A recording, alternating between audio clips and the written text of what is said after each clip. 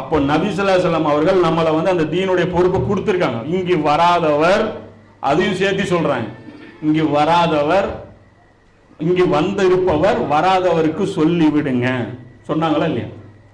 அப்போ நபி ஸல்லல்லாஹு அலைஹி வஸல்லம் அவர் எதை சொல்றது?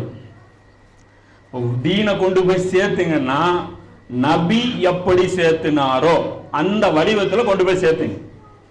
சொல்லால செயலாலையும் சேர்த்தணும், சொல்லாலையும் சேர்த்தணும், செயலாலையும் சேர்த்தணும். அப்போ இந்த உம்மத்து மேல அல்லாஹ்வுடைய ஒரு மாதிரி அரசு ஏற்படுத்தி காட்டுவது கடமை.